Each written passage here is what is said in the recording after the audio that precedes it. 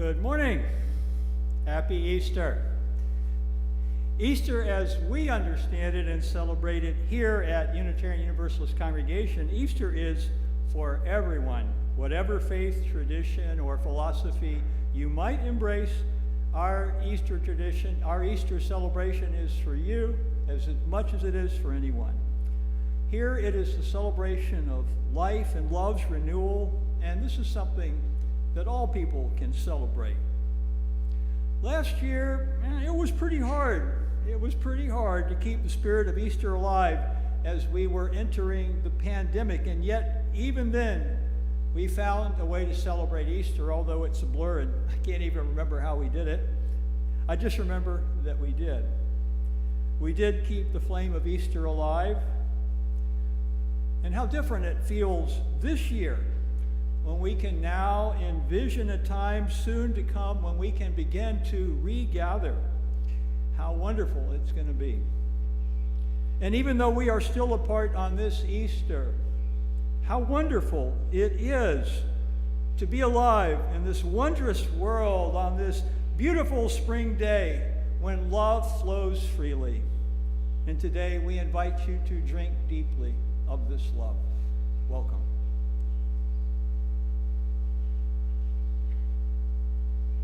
Our opening hymn today is, "Oh, Give Us Pleasure in the Flowers Today." It's number 64 in the Gray Hymnal.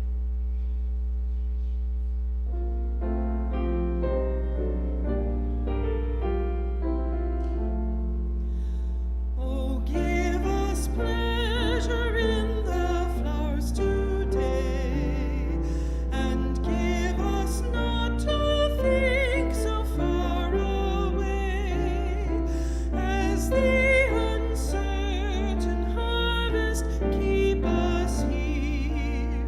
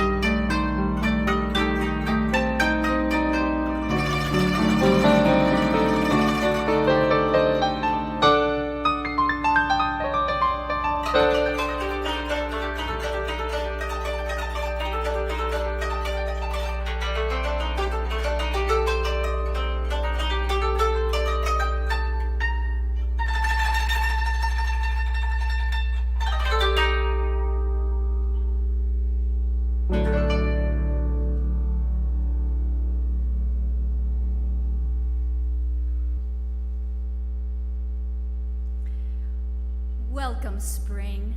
I have needed you so badly. The year has been long and dark in more ways than I can count. I thirst for long streams of light that flow from early dawn to deep into the evening shadows.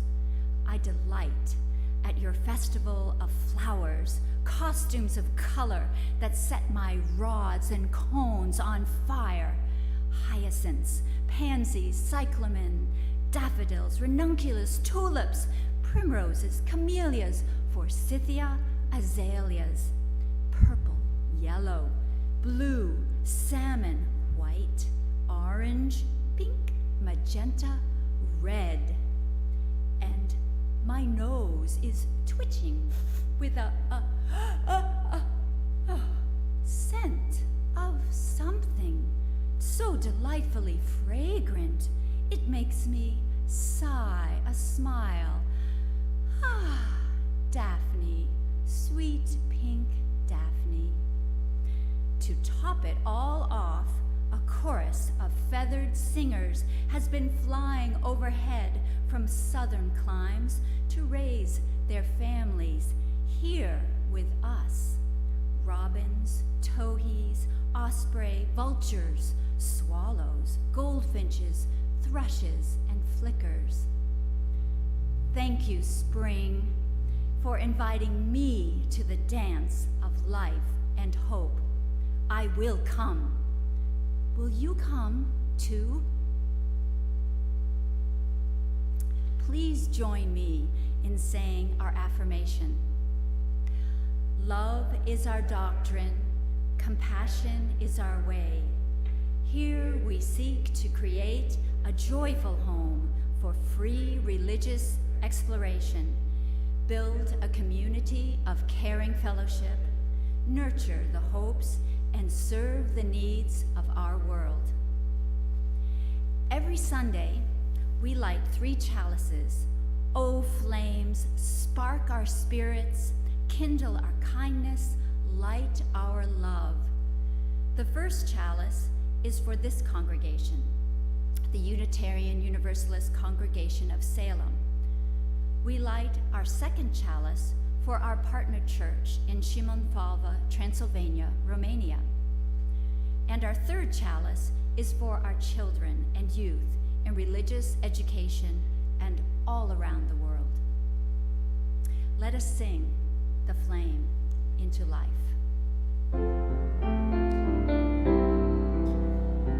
Rise up, O flame, by thy light glowing, show to us beauty, vision, and joy. Good morning and happy Easter. The story I'm going to tell you for the Time for All Ages today is a myth from Mesopotamia.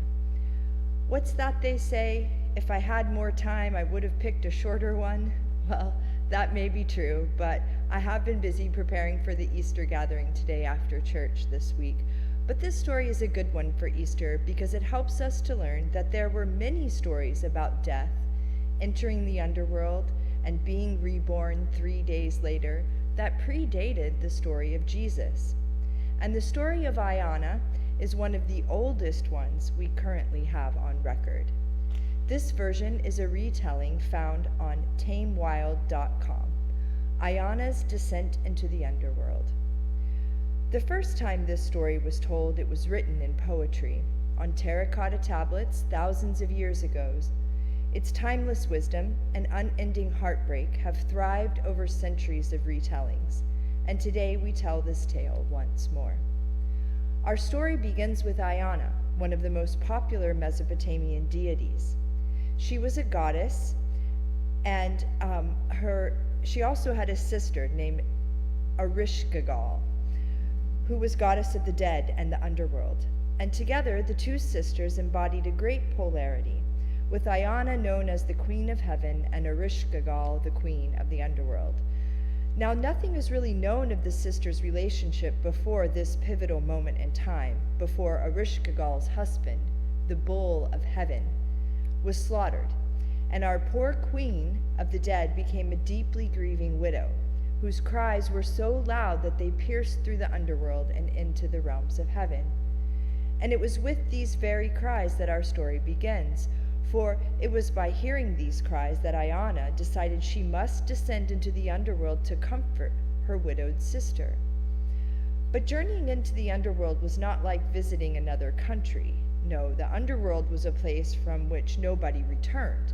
No living soul was allowed to enter the underworld and leave it the same. And Iona was warned of this, that if she went to her grieving sister, that she would not be allowed to come back. But Iona would not be swayed from her decision. She would dress in her finest protective adornments and set out to find her sister. And so Iona set off for the land of the dead. And upon arriving at its gates, our fair queen met the fierce gatekeeper, Neti. He demanded to know what foolish soul was trying to enter the place that no soul could ever leave. And Iona, in all of her fierceness and love, said, "I am Iona, the queen of heaven. Let me see my sister, Ereshkigal, to be with her while they grieve her husband's funeral rites." Neti, not expecting Iona to arrive and not entirely sure what to do, informs her that he must consult with Ereshkigal before he can let her in. So the gatekeeper runs to his queen's side and tells of her sister's arrival. Now, it is said that Ereshkigal harbored a deep distaste for the ways of her sister, for reasons we can only guess, but we can never be sure. Perhaps it was because Iona was a beauty that embodied the lush and thriving life, while Ereshkigal was not. Perhaps it was because she thought her sister to be arrogant and ignorant, not knowing the true ways of death and the law, like her. Or maybe it was something petty from their youth, but whatever it was, with these distasteful feelings in mind, Ereshkigal did not let her sister in. Eventually she did, but only on the condition that as Iona passed each of the 7 gates, she must shed one of her garments. And so as Neti returned to the gate and allowed Iona through, taking a garment from her for each gate she passed, 7 gates and 7 adornments removed, that by the time that Iona entered the underworld, she was fully naked and exposed. But Iona would not be dismayed by this setback. Vulnerable and defenseless, our righteous goddess continued to make her way through the underworld and into Ereshkigal's throne room. But when she entered the room, she saw that she and her sister were not alone. The judges of the underworld had gathered to pass judgment on the living soul who had dared to enter the realm of the dead. As each judge passed grim judgments, all was not looking very good for Iona. But there was still hope. Her sister was the queen, and all judgments came down to Ereshkigal for the final word. But it was then that Ereshkigal looked at her sister, the sister she had despised for so many years, the sister she loathed down to the very bones, and set her eye of death upon her, striking Iona dead on the throne room floor. And as the final humiliation for the queen of heaven, Ereshkigal picked up her sister's corpse and hung it on a meat hook next to her throne. And this is how it was for 3 days and 3 nights. Ereshkigal continued to rule the underworld with her sister's corpse hanging at her side. But what Ereshkigal didn't know, that was before Iona began her journey to the underworld, she instructed her faithful advisor, Nishinbur, to help if she did not return in 3 days. And as all loyal advisors do, Nishinbur went to the highest lands for help. He ran to Enki, the god of wisdom and water, the one who originally blessed Iona with her many gifts, and she begged him to help save Iona, for it had been 3 days and 3 nights and her queen had not returned. And so Enki, loving Iona as he did, he was actually one of her 2 grandfathers, created these 2 demons that could enter the underworld and in secret and revive Iona, and they were in the shape of flies. These demons wasted no time, going straight to Ereshkigal's side in search of the goddess. But when they entered the throne room, they saw Ereshkigal in the throes of a deep thrashing labor, and the 2 sympathized with her pain. Ereshkigal, grateful that these 2 strangers would give her such kindness, granted them anything they would like, riches, lands, titles, anything that could be theirs. But the demons, of course, didn't want any of that. They asked for the corpse hanging on the wall. And it was then that Ereshkigal, distracted by the pains of labor, realized that she had been tricked. But as the word was law, she allowed the two flies to take her sister's corpse and flee. The demons, or flies, once out of sight from Ereshkigal, gave Ayana's corpse food and water of life, reviving Ayana from the grips of death. But just as she had warned, there was a price to pay for the living to enter the land of death. And in order for Ayana to remain alive and return to the land above, another must take her place in the land below. So Ayana and the demons set out to find her replacement. But first they came upon Nishkambar, Ayana's loyal servant, and suggested she be taken in her place. But Ayana refused. Nishkambar was deeply loyal. Then they came upon Shara, a friend and beautician, who was still in deep mourning for his beloved Ayana. And again Ayana refused, because he rightfully mourned her passing. And finally they came upon Demuzd, Ayana's lover, who wasn't mourning at all. In fact, he was quite enjoying life without his wife around, entertaining himself on lavish luxuries and beautiful girls. And Ayana, seeing this, flew into a rage and demanded that Demuzd, her husband, be taken to the underworld in her place.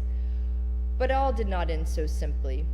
After a while, Ayana began to feel a deep and heavy regret, struck with sorrow and guilt for her now dead husband, and along with his sister and his mother, they began to grieve this husband's death for a few months. And this is how it was: 3 women drowning inside their grief, all consumed by the pain of shared loss, until one day a small fly approaches the ladies and tells them where Demuzd's body can be found. The fly goes on to tell the women that by finding his body, they'll be able to change his fate. So the women go to this corpse, and he declares that she will do anything. This sister declares she'll do anything to bring her brother back. She'll take his place in the underworld, and that she will be killed instead. And Ayana, in her power and grace, is able to take the sister's words and change Demuzd's fate. She decrees that her lover will only spend half the year in the underworld and the other half in heaven with her, and the sister will take his place in the underworld for the time he spends above ground in heaven. And this, Ayana decides, is how it will go. And that's how the fates would have it. It's exactly how it went. A deal is struck, and Ayana gets to hold her husband once more, and his sister spends the rest of eternity. He and his sister spend the rest of eternity in a dance between 2 realms. And that is the end of the story. Thanks be, and may all beings be happy. Please join us for a children's religious exploration service being held live Sundays at 9:45 a.m. via Zoom. The youth meeting is temporarily canceled until we can meet again in person, and do consider joining us for the Easter party today at 2 o'clock. Thanks.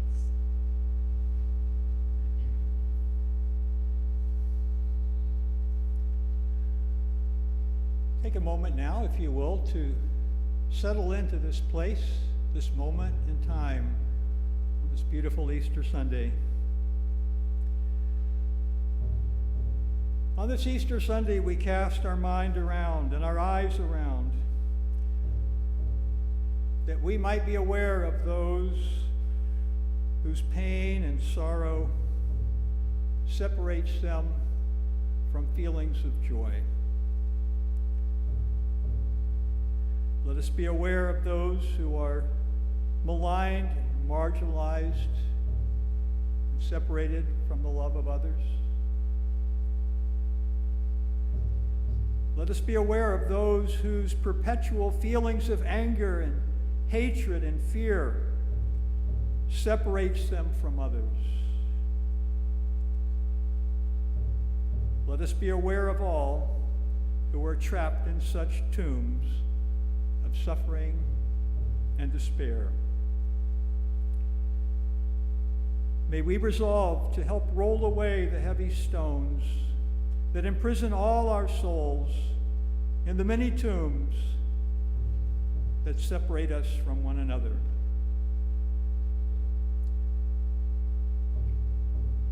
And now let us turn our thoughts to our own community, of those who are struggling, those who are ill, those who are facing hardship. Our thoughts and prayers go out this week to Leroy Klein, who will be undergoing surgery this coming Tuesday. Leroy, please know that you are loved and cherished, and we wish you well. We send our healing thoughts out to all members of our congregation today who are ill, who are facing hardship and challenges. Let us always remember that compassion is our way. Compassion is our way every day. And gratitude. On this Easter Sunday, our hearts fill with gratitude. And we send our love to our partner church in Simonfalva, Romania, where a number of us have traveled over the years on pilgrimage to the birthplaces of Unitarianism. Reverend Shandor, my good friend and colleague in Simonfalva, tells us that the vitamins that we sent have arrived. And he's very grateful. And they will be given to older people in his community to help with COVID-19. And he sends us warm greetings from Simonfalva saying, Happy Easter and many blessings for our congregation. Closer to home, we are grateful for the opportunities to enjoy the miracle of life around us. Jesse Wilson writes that Paul and I are grateful, very grateful, that everyone in our household is healthy. We have been doing lots of gardening. We have sore muscles, but full hearts.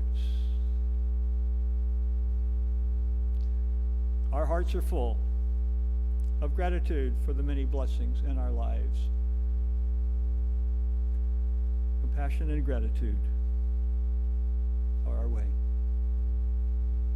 Amen.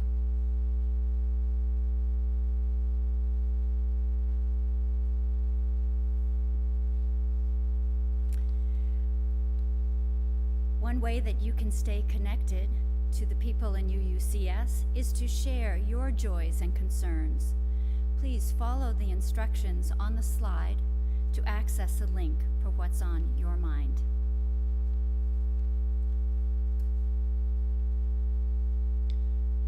Our pastoral hymn today is When the Daffodils Arrive. It's number 62 in the gray hymnal.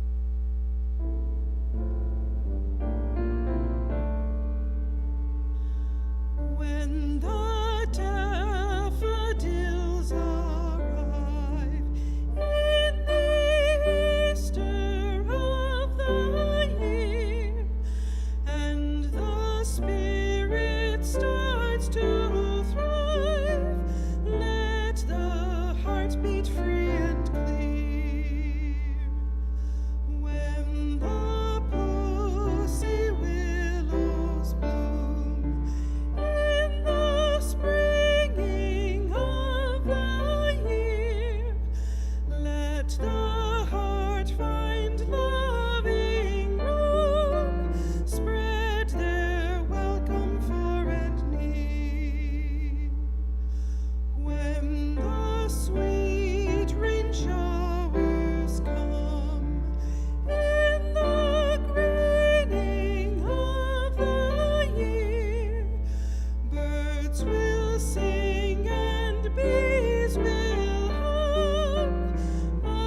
Alleluia, time is here.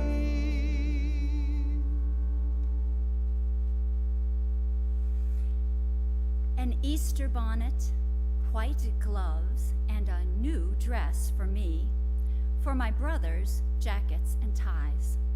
Alas, Heavy winter coats covered all this finery because it was just too cold and raw to go without. That's one of my childhood memories about Easter in New England, where I grew up. But even so, the excitement of the Easter season was intoxicating. Melting snow, the fragrance of thawed earth breathing again, longer days, frogs chorusing into the night. Everything was tilting toward the sun in my little world. Easter Sunday was especially special because kindness, community, and love were made visible. Though my mother would not attend church service, she was diligent about assuring that my brothers and I were dressed in our Easter best so that we could respectably accompany our grandmother, Rui, to Easter service. Rui was always ready for us with a welcoming smile framed by her Sunday hat and scarf. She lived close enough to church that we could walk together, holding hands. The high-ceilinged, brightly lit sanctuary with dark brown wooden pews neatly arrayed between white paneled and pillared walls always hushed me as I entered. If I had any doubt that it was really Easter Sunday, I only had to look straight ahead. Arranged along the front of the sanctuary were scores, if not hundreds, of Easter lilies, fragrant white trumpets in a sea of green leaves. Every one of them was given by a member of the congregation in memory of someone dearly loved. At the end of the service, each family would go to the front, search for the lily with their family named staked in the pot, and cradle it in their arms. My brothers and I found and carefully held the lily in memory of our father. As I reflect on it now, I am comforted by the beautiful ritual of remembering those who had died, a personal resurrection that each of us understood. A kind of alchemy occurred as a result of that community Easter ritual. Because our hearts were open and yearning for renewal, fresh starts, and hope, our sorrow and loss were transformed into something shared and easier to carry.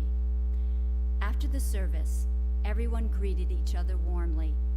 When we finally turned away to go home, embracing our Easter lilies, there was a smile on our faces and a spring in our step.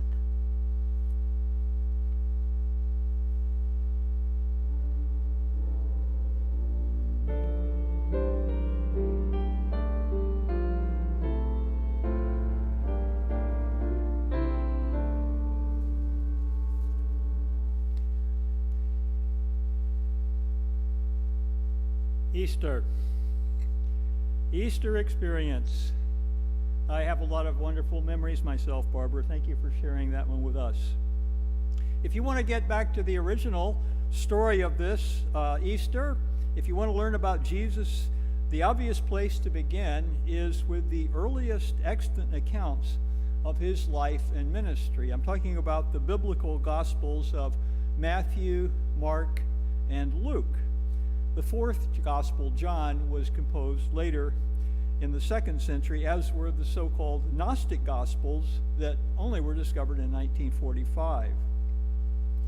So scholars have looked at these Gospels, they've studied them extensively, and everybody agrees, nobody questions it, that the oldest of the Gospels is Mark. And it was written just a couple of decades after Jesus was crucified. And also, scholars agree that the earliest gospel was later amended by Christians in the 2nd century. This is quite a bit of time after the Gospel of Mark was written, because they wanted to add something on to the ending of Mark. They had troubles with the abrupt ending of the original Gospel of Mark, which was the first gospel written about Jesus. You can understand their desire to fill in some of the blanks because the Gospel of Mark originally ended in this rather unsettling fashion. I'll set it up for you. You have Mary, the mother of Jesus, and Mary Magdalene, and a woman who was a disciple, a follower of Jesus named Salome, not to be confused with the Salome who had John the Baptist's head cut off.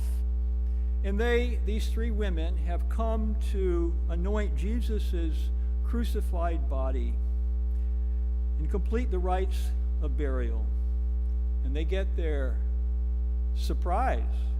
The tomb is empty, and there's a young man dressed in white, and he tells them that Jesus has risen.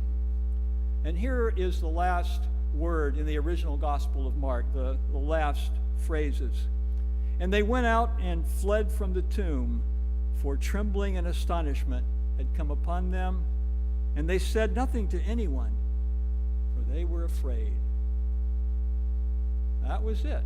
That was the original ending of the first gospel ever written about the life of Jesus. Empty tomb, nobody knows what's going on, everybody's afraid.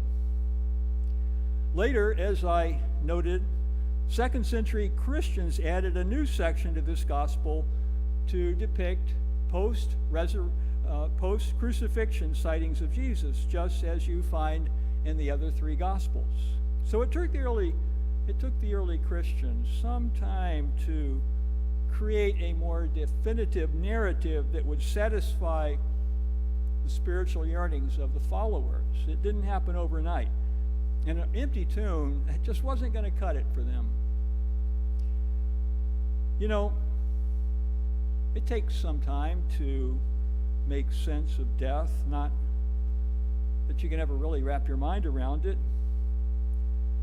And it's especially challenging to do this when the cold hand of death has snatched away far too soon somebody who is dearly loved.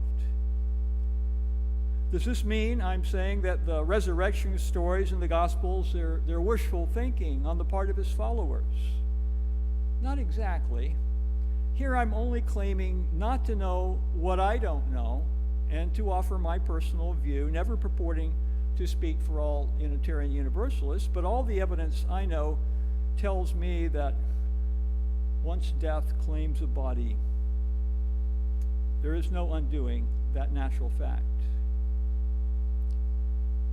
And yet today, countless millions of Christians are celebrating the literal bodily resurrection of Jesus, and I do not say they are wrong to so believe and celebrate. I honor them, and if you so believe, I honor you. Yet, that is not my belief, and to say otherwise would be dishonest, and I must be honest, and we must be honest, and face the hard truths of life. And this is the why at the beginning of all the memorial services I conduct here, standing right in this space, I always have to begin by announcing a death. Not because I want to, but because I have to. We have to face this painful, heartbreaking loss, because if we do not honestly face death, we cannot honestly face life. And it's so painful to do this. That precious, unique person you knew and loved has disappeared, as Shakespeare put it, into death's stateless night. And we are left with emptiness and poignant thoughts of the utter ephemerality of all things, as the ancient Jewish sage who wrote the book of Ecclesiastes lamented, "A generation goes and a generation comes. There is no remembrance of former things, nor will there be any remembrance of later things yet to happen among those who have yet to be born." Everybody gets forgotten eventually. And yet, we still do remember for a time. Memories get passed down from one generation to the next. And so now today, 2,000 years after he lived, we still remember Jesus of Nazareth. In truth, so little is actually known about him. The historical record is so slight and incomplete. And yet, for 2,000 years, we have remembered this man, Jesus, who I envision as a great ancient Jewish spiritual genius. That's how I think of him. It's been noted that everything Jesus taught or proclaimed was grounded in his own Jewish tradition, and that he brought the moral and the spiritual convictions of Judaism to a laser-like focus with his acts of love and compassion in a time and a place where they were so badly needed. According to the theological perspective of that time and place when Jesus was alive, the plight of the poor and the needy, the prostitutes, the lame, the blind, their plight, it was their fault. This was a consequence of God's disfavor. These people had gotten what they deserved, according to the understanding of the time, the understanding of the theology of the time. Even as it was thought that God had essentially abandoned these people, so society followed the divine cue and showed callous indifference towards those on the margins. After all, God doesn't like them. You don't need to bother either. According to the holiness codes of their society, people in this condition, they were in this condition because they were impure. Consequently, these marginalized ones were given their society's silent treatment, treated almost as though they did not exist. Imagine the experience of being somebody like that, poor, lame, blind, or prostitute, or tax collector, or somebody just outside of society. And you are so used to being ignored and dismissed and despised that you have absolutely no other expectation that this will always be your lot in life until you die. And you might even think that you deserve it. You believe that you are cursed by God. And then, one day, comes this teacher, this Rabbi Jesus. And he looks you in the eye and he tells you, this marginalized, despised person, that you are a precious child of God worthy of love. Jesus embodied love in such a radical, countercultural manner that people were amazed. And then they were touched and transformed by his unconditional love for them. And I imagine that's what got to them, not the miracles or the teachings, but the experience of being loved, feeling loved, and then having your heart set on fire by love. He proclaimed to them that the kingdom of heaven is within you and among you. And they could see how heavenly this life would be, is, when you are loving and you are surrounded by loving people. And so they grew excited. And many believed that this rabbi was the Messiah who was going to usher in a new age of peace and love and justice. It was such a wonderful time and such a wonderful feeling. And then, just when the excitement about his ministry reached a crescendo, the authorities snatched him and nailed him up to suffer and die. And when he died, so too did hope die in many hearts. Death can feel so cruel. Somebody precious, unique, someone who gave your life meaning, who brought love and kindness and blessed you and others, suddenly gone. And there's a gaping, aching hole in your heart. 1,000 years after Jesus lived and died, the Jewish poet and philosopher Judah Halevi lamented, "'Tis a fearful thing to love what death can touch. A fearful thing to love, to hope, to dream, to be, and oh, to lose." Yeah, it is. is a fearful thing to love what death can touch.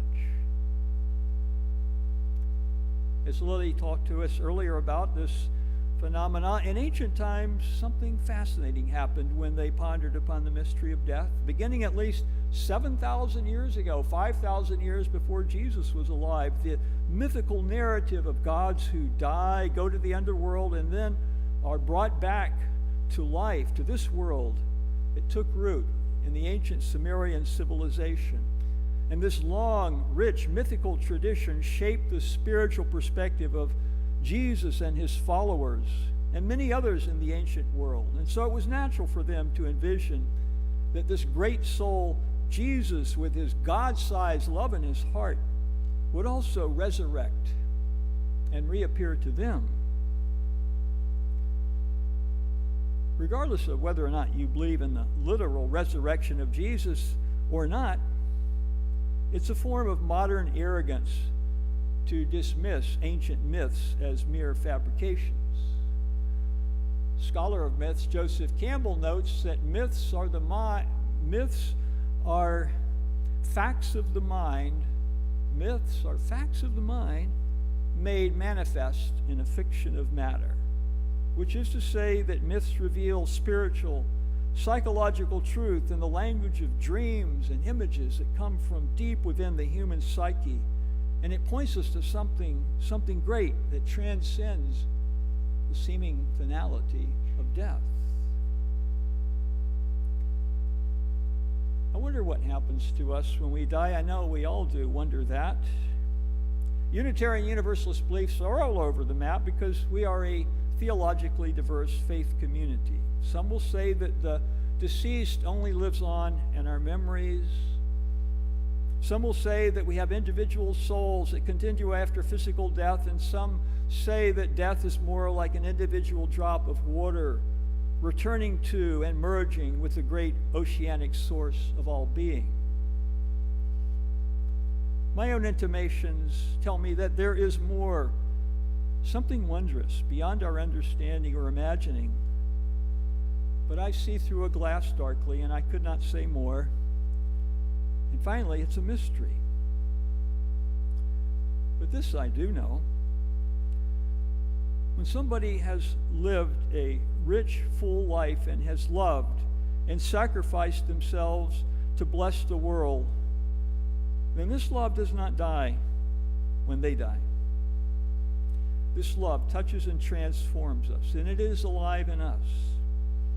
And it is not at all hard to believe that Jesus' love was so great that his disciples and followers had intense experiences of his presence within them after he was crucified.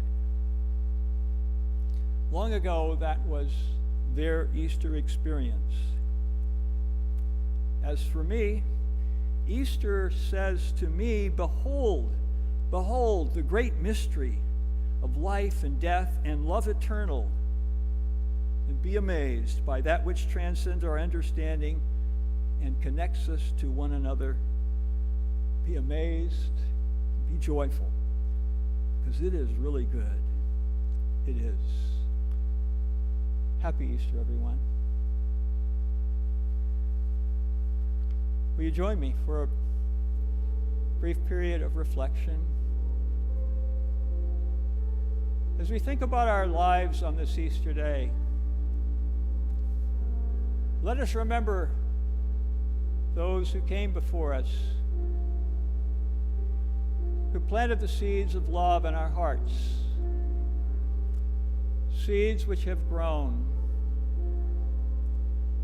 And now we leave seeds of love in this world, seeds of love in other people's hearts. We're planting seeds of love. In the springtime, let us plant seeds of love and watch it grow and be amazed. For life is a gift, a wondrous gift beyond our imagining. Let us be uplifted by the spirit of love and joy in memory and hope on this beautiful day. On this very beautiful day. And with our hearts full of gratitude, we say, Amen.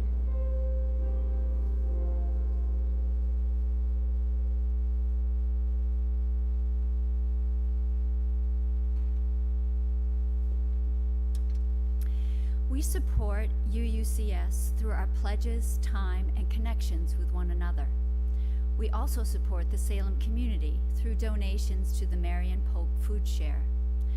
For the month of April, the Minister's Discretionary Fund will share the offering. This fund is used to support members and friends of UUCS who are going through a rough patch. For instance, assistance in paying a dental bill, rent, groceries. Your generosity is needed now more than ever. Please send your checks to UUCS or visit the website to donate. Thank you for helping our congregation and the wider community of Salem.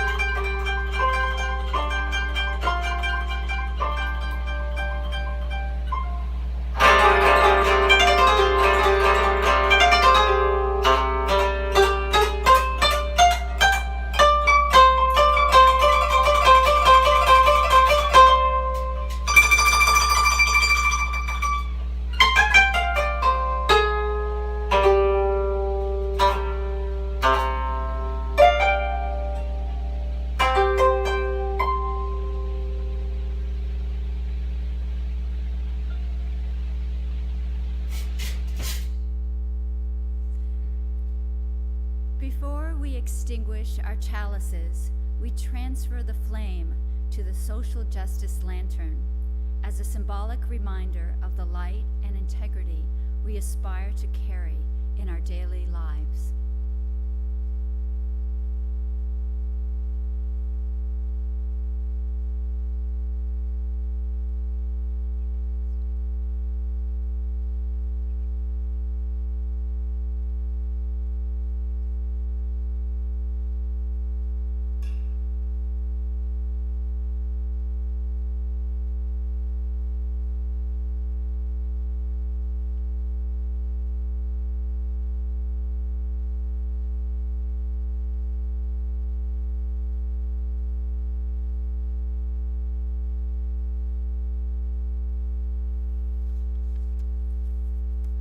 Got a few announcements to make. First of all, as you see, there's a new way to connect. It's called Chalice Circle Cocktails and Conversation. You can see it's going to be starting up on April the 16th, 17th, and 18th. Just an opportunity for us to connect and build relationships. That's one of the things we're always wanting to do around here. After the service today, please join us for our Zoom fellowship gathering. You can register for that under our UUCS org calendar. You'll see the directions there underneath. And please do look ahead to May the 2nd. Do you see that announcement right there? That's up there. Starting May 2nd, in-person Sunday service. We're going to have one service at 9:30 and one at 11:15. We're only going to do the two services for a while so we can practice social distancing, but that's something to look forward to. So get out of your sweatpants and get ready to come to church on Sunday. You'll see that we have other announcements too. Please do consider signing up for the Diversity Without Division book study group that we have coming up. It's going to be an incredible class. It's going to be 7 weeks long, starting on April the 22nd, I believe it is. I'm not sure about the dates, but it's on the announcement. But please do sign up for it. We're co-sponsoring this with the Unitarian Universalist Church of Spokane. There's going to be a lot of other people joining us too from outside both our communities. So it's going to be quite a class. I hope you'll consider signing up for that. Looks like we're saying goodbye to our wonderful custodian, Roger, and we're looking for somebody who's interested in a part-time position. So if you know anybody out there, please let us know.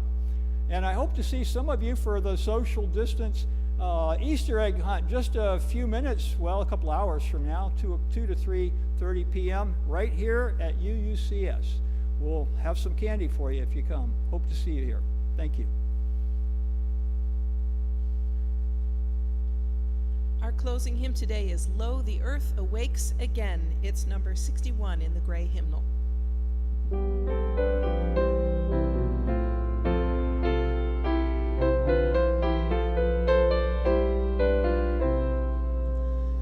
Lo, the earth awakes again.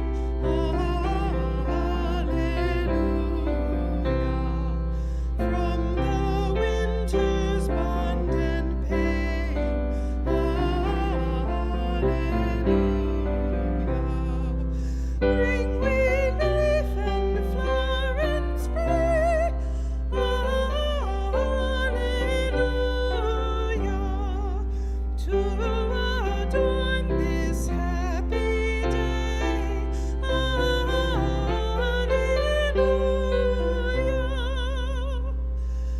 Once again the word comes true. Hallelujah. All the earth shall be made new. Hallelujah. Now the dark cold days are o'er. Hallelujah. Spring and gladness are before. Hallelujah.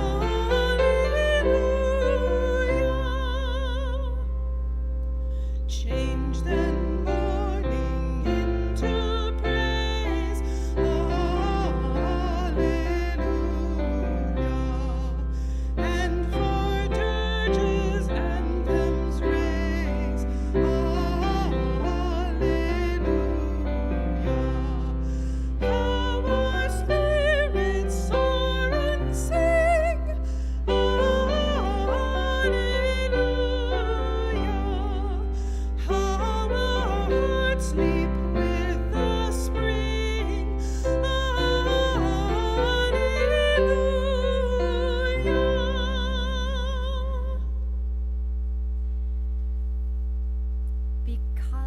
Because of those who came before, we are. In spite of their failings, we believe. Because of the horizons of their vision, we too love. Let us join hands in body and spirit, saying these words together. May faith in the spirit of life, hope for the community of earth, and love for the sacred in one another be ours now and in all the days to come.